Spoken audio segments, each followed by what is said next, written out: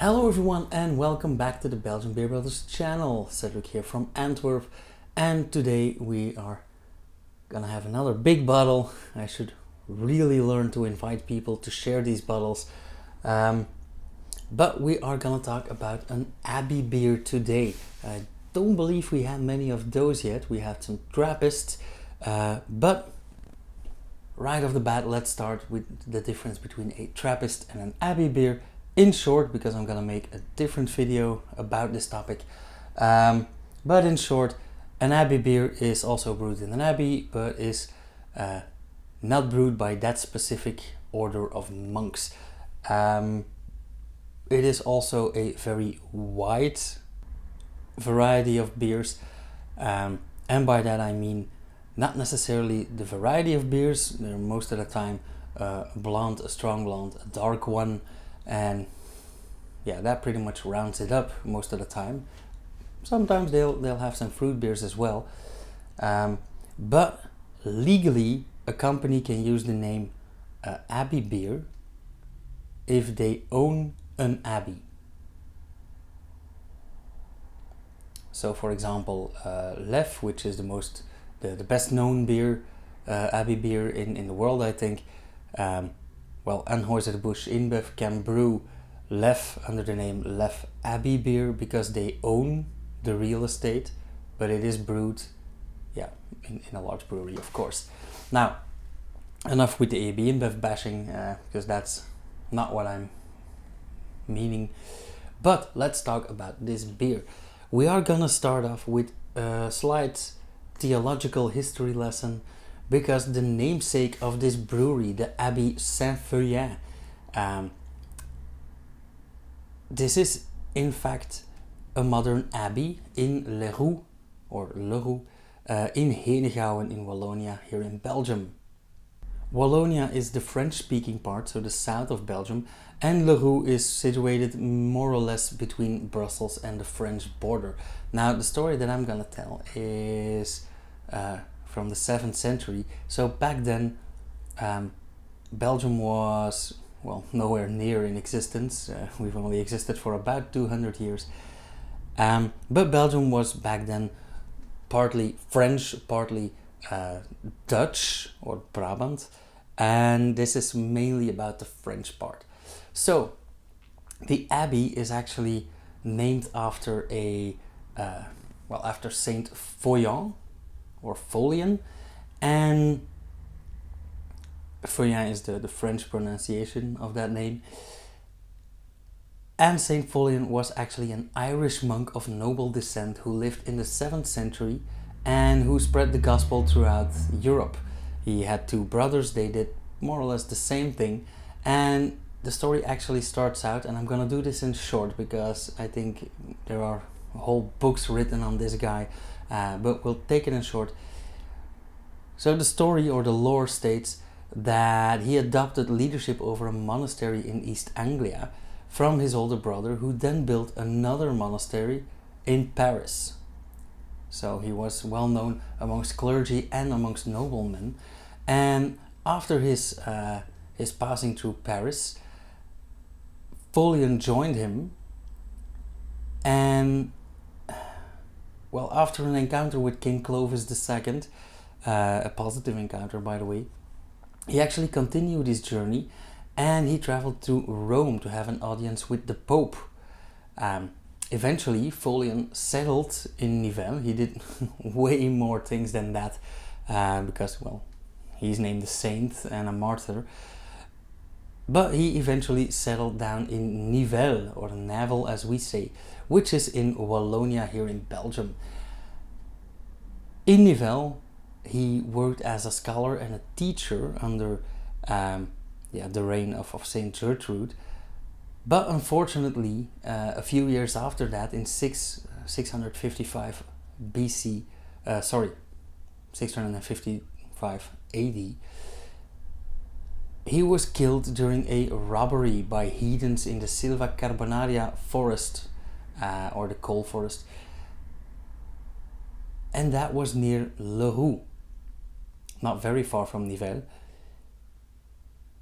Now, during his short stay in Nivelles, he also had a monastery built in Fos-la-Ville, not far from Leroux.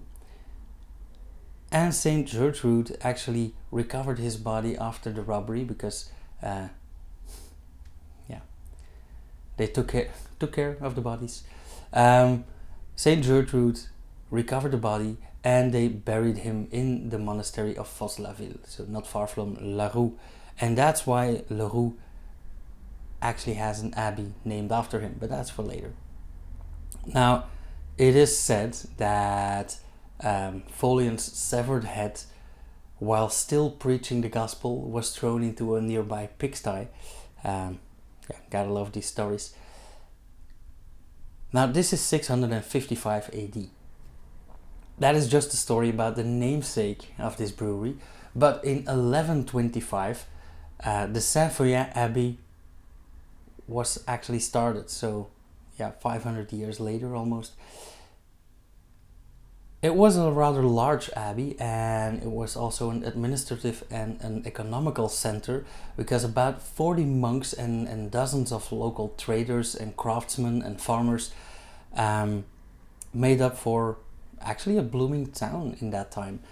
Of course, there was already a brewer present, and beer was part of their production, until the French condemned the abbey as a whole in 1796. Now, this didn't take very long. I believe that the gap between no beer and beer again was about 80 years, because in 1873 Stéphanie Friard,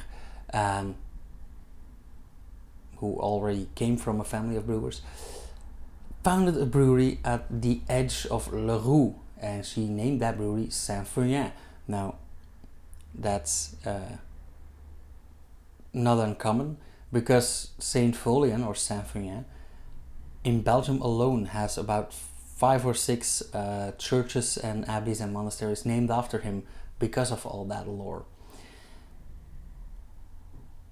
She brews a light blonde beer, as was customary back in those days, and she even won awards at the World Expo here in Antwerp, so always an Antwerp connection, and in Geneva in 1894 and 1895. So she was onto something, and she kept doing what she did. Now, a few years later, or a few decades later, in 1910, her nephew Benoit Friard takes over, and immediately he buys another brewery in the center of Leroux, a brewery that was way more modern and a bit larger, which was actually the way they wanted to go. And in fact, that brewery is where the production of Saint-Feuillien is still located today. Now, they did keep both sides in production for, let's say, 30 or 40 years. 30 years, I think. But of course, you'll hear me coming here, there were 2 world wars. Now, apparently, because this was an abbey and not just a brewery, Saint-Feuillien wasn't really affected by that, even though they probably took some hits. But after World War II, Benoit's youngest son, also named Benoit, takes over from his dad. And just like his dad, he immediately starts changing things. So in 1950 they expand their range, and they keep expanding. So I believe they added they already had the blonde and the dark abbey beer, but they added an amber beer, I believe, a Saison in 1969, Cuvée Noël, the Christmas beer was added. And over time they also restarted or actually revived the beer style of a grisette, and I will place a card here somewhere where I talk very shortly about grisette in the 2021 Advent calendar from Brussels Beer Project. Grisette, an old Saison-like style from the south of Belgium. In 1986, a series of modernization and restorations is kicked off, and that actually lasted until I think about 10 years ago. today they still produce a whole lot of beer, and even though this is actually very widely available, you can get Feuillien, not the Grand Cru, but the blonde one, as a strong beer in Aldi. So it's not even expensive. Now every year they make a Grand Cru as well. And this is where we leave the brewery behind us and we go to the beer. By the way, you can get the Grand Cru in Aldi as well, but only, I think, 1 or 2 weeks per year. Now, what is the story with this Grand Cru? Grand Cru is, they say it's the first beer that has been bottled in champagne bottles in Belgium, somewhere around the 90s or early 80s. Anyway, I think 1993, but I'm pretty sure that there were more beers before, because I've heard that story from the 40s and the 50s from Geuze brewers. So, anywho, as you can see, this has a different bottle. It is available in 33 centiliter as well. Normally this 75 centiliter champagne bottle is labeled as well. I happen to have a printed version. I am a sucker for beautiful bottles. But the Grand Cru is actually a extra blonde, or let's call it a strong blonde, degustation beer, and it's re-fermented in the bottle. The thing that separates this beer from the other strong blondes is that there were no herbs or spices added. Now, admittedly, not every strong blonde beer adds herbs and spices. If we think about Duvel, they don't add herbs and spices, but many beers do. So, my bottle is a bit dusty because this has been in my cellar. It's about 2 years old, I believe. Actually, should have drank it last year, but hey. So this beer consists of only malted barley, hops, water, sugar, yeast. Reinheitsgebot, anyone? Now let's see what is on this bottle. I haven't read the bottle before. Grand Cru is an extra blonde beer crafted for sheer taste by Feuillien Brewery. Grand Cru owes its strong character to secondary fermentation in the bottle, along with a quintessential blend of the most noble hops and the finest fermentation aromas. So I am looking forward to some crisp, bitter hop aromas, some nice, maybe a bit dry, quite a bit of carbonation, even though it has aged 2 years, so we might have lost some carbonation. And yeah, a lot of yeast esters. So let's see. Admittedly, I don't really like the Feuillien glasses, the original glasses, because they are very low and wide chalice glasses. Actually more like, yeah, a ball. But I do love this. So let's see what it gives. Now, this beer can be bad. Well, it could have gone bad. But between 2012 and 2019, I believe this beer won 7 or 8 international awards. And I don't know what they did the last few years. But I do know that it's a favorite of many beer lovers in the category not expensive and strong blonde. So, okay. Lovely branded cork, by the way. All right, quite thin.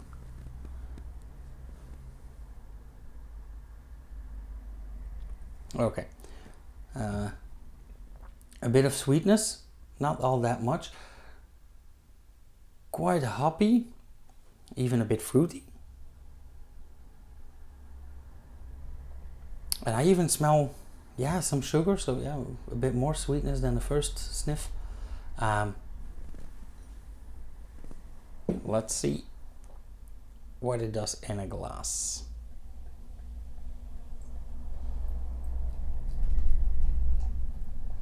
Now the first thing that I notice here is that this is a very pale blonde beer. I absolutely love this color. You see how heavily carbonated this still is. There's a big swoosh of carbon dioxide going up. Nice thick head of foam, very dense, very tiny bubbles. So this proves again that you can age blonde beers. You just have to be careful which beers you age. Yeah, a lot of carbonation coming up. Still quite a thin, quite thin in the nose. I get some fruity esters. I get less sweetness. Quite malty. A little bit boozy, but of course I am very close to the surface, so.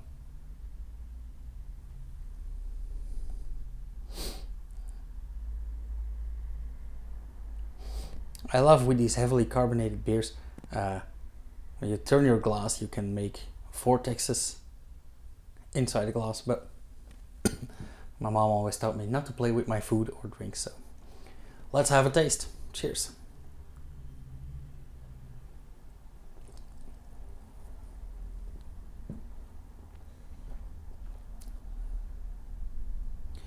Okay, first thing, again, carbon dioxide, very heavily carbonated. The re-fermentation in the bottle really did its job. Now, when I opened up the bottle, when I took out the cork, you did see a lot of fumes, or at least I did see a lot of fumes near the top. So that says a lot.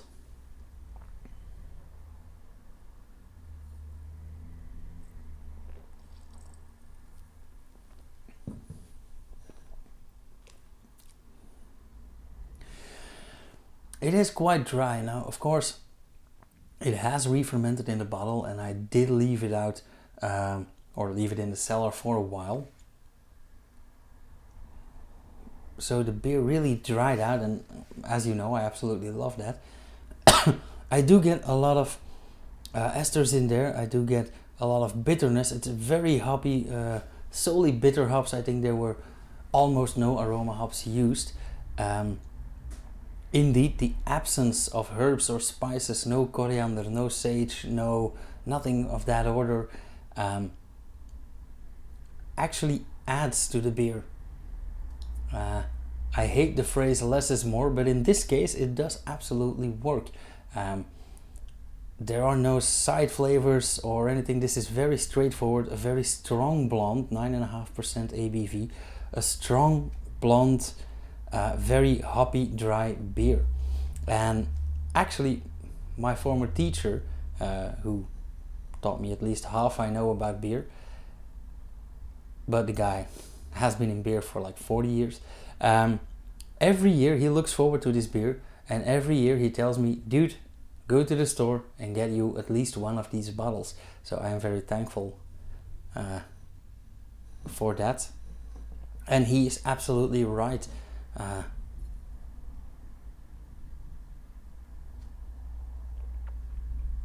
Now that the head has settled down, more aromas are starting to open up. And now all these yeasty esters are coming up. I get some fruity scents.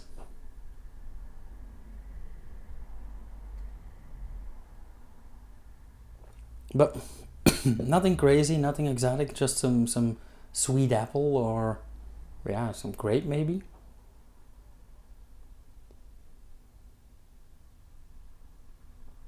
A slight sugary scent, but that's about it. And like I said, a lot of hops in this one.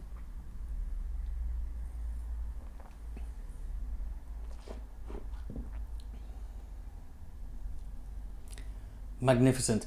I am scoring quite high these last few videos, but this one again, this will be somewhere around 375 or 4 in Untapped. So yeah, I'll see when I upload that. Also, I love, and I've said that before, I love open breweries. By that I mean breweries that are not afraid that anyone is gonna copy their product. Breweries that are very open with their information. And Feuillien is one of those breweries. They have complete press maps and technical sheets, product sheets of all their products, and this is one of them. So I will post a link down below to the brewery, and I will also post a link to the technical sheet. I believe they have some tasting notes in there and a very nice graphic, and of course a sales pitch. But yeah, absolutely worth it. If you can get your hands on one of these, absolutely do so. I always say that, I know, but I only endorse products that I like. So yeah, go out to the store, even go to Aldi, get one of these, and let's talk about that. As usual, if you like this video, or if you liked what I said, hit the thumbs up. If you want to see more, subscribe, hit the bell icon, and get notified first when I upload anything. And if you have any questions, remarks, want to share your own experience, comment down below. And I will see you guys in the next video. Cheers.